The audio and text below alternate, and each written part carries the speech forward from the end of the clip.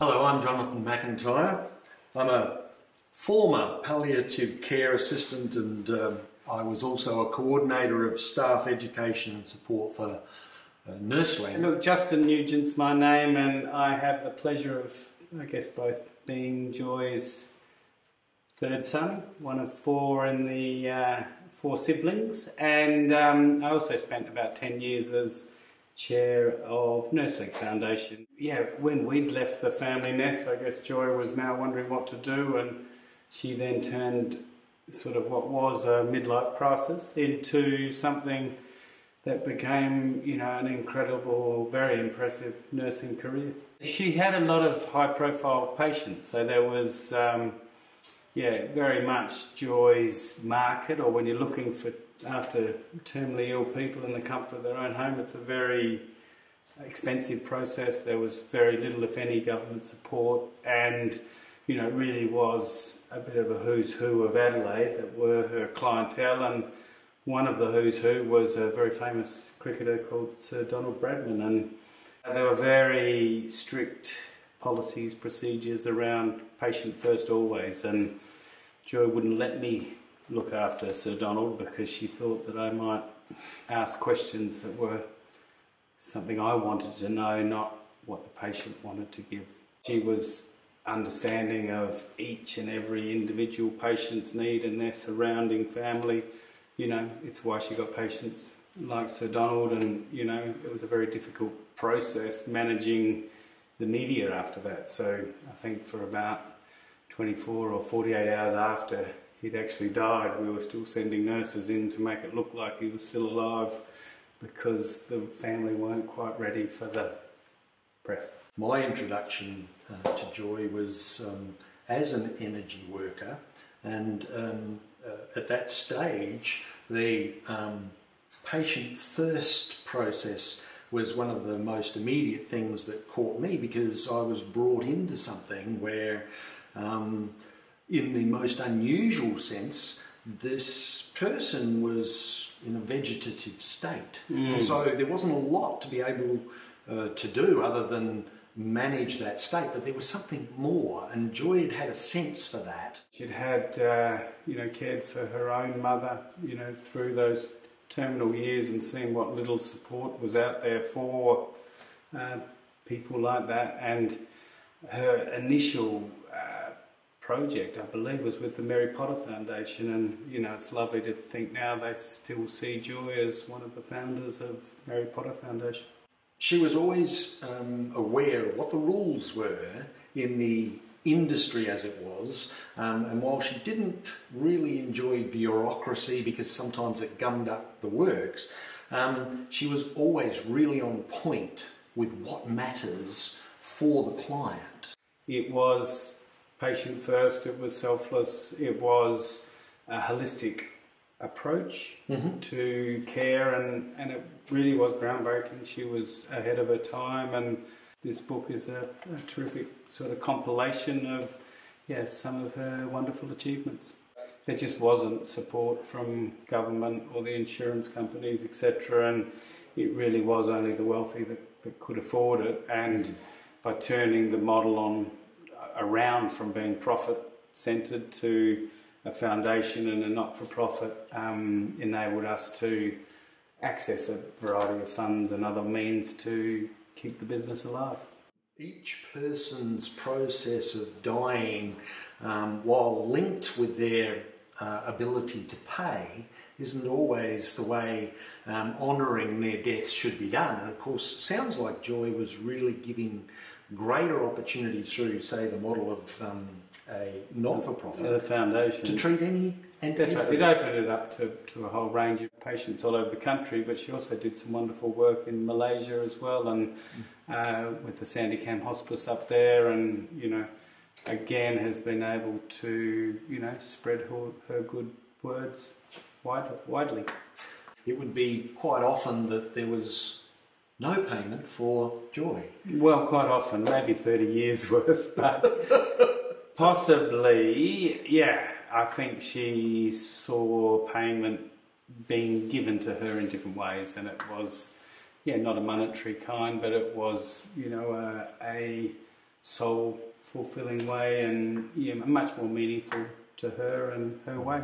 She was doing this for her great love and passion. And for spiritual and for emotional and for needs other than physical.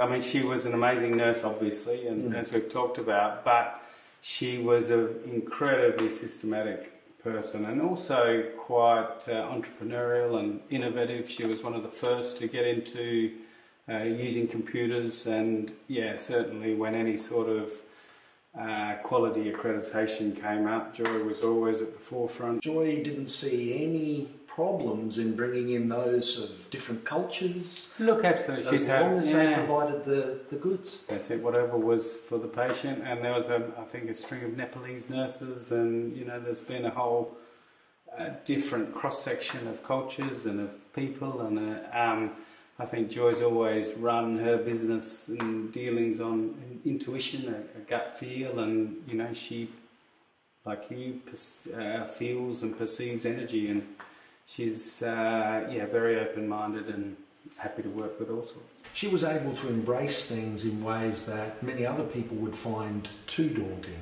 such as some of the opposition from perhaps the medical world to this much broader approach and more soulful approach. But also particularly back then, I mean, you're talking 30 years ago more when she was starting to introduce this line of thinking and this realisation that we've got an ageing population, and it's impractical to care for those people in public institutions, and she was very much a pioneer, and I think probably 30 years ahead of her time.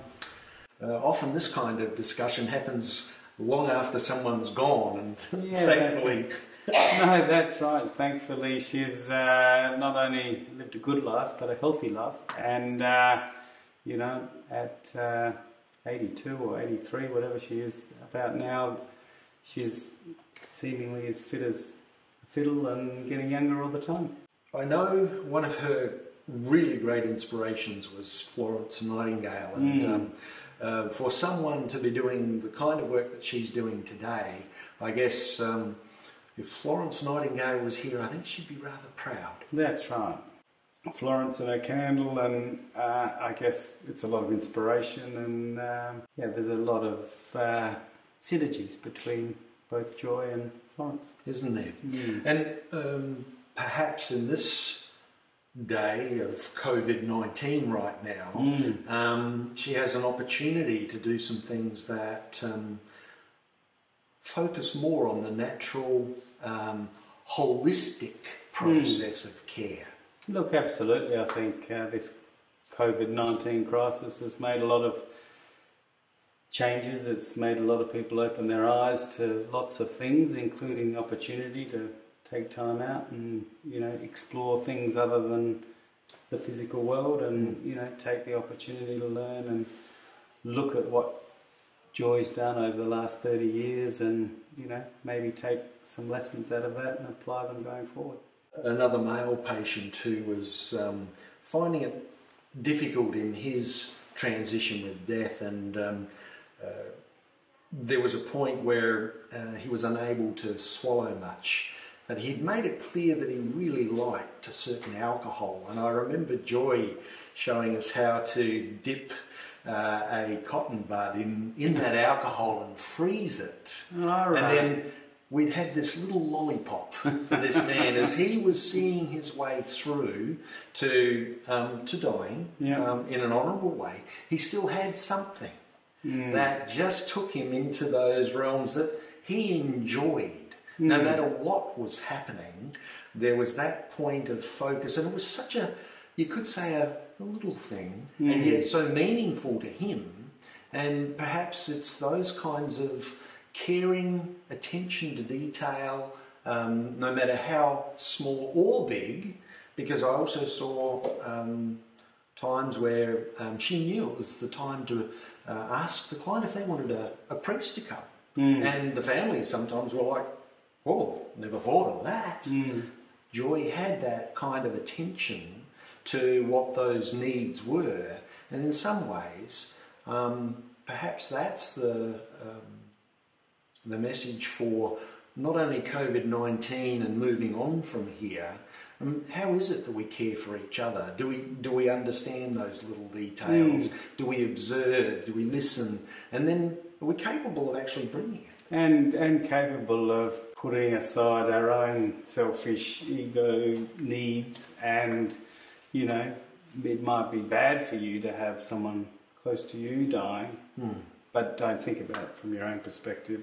You know, try to think about it from their point of view, and that's something Joy was always great at. And then great not only with the patient, but then, as I say, getting the broader families and medical team around so that everyone was supporting a transition of life, and, you know, people looked at this dying process as part of life. As Joy's often said, death anxiety is not a great place to be in, either for the person dying or for those around the person, that this should be something that is both not only honourable, but beautiful. And enjoyable. That's right. And I mean, sometimes that's like, oh, you can't say that. Well, yes, you can. It was always about having a good death, you know, and we, as a family now, we're all fortunately in a position where we can talk to people about death and accept that it's something that's inevitable, and, you know, look to, you know, embrace it in whatever capacity we can to make it as positive a process as it can be. Well, thank you for your insights today. I'm sure that this will go well with whatever more is said in regards to the reflections on a life lived my way. That's and right. How that is going to have a legacy that plays into the future now, and perhaps even more so because of the process that COVID-19 is bringing, where people in their own moments at home are perhaps saying, maybe we can do things differently. And even death. Take some of the principles and, you know, think patient first always, and accept death as part of life, and hopefully the book helps with that educational process.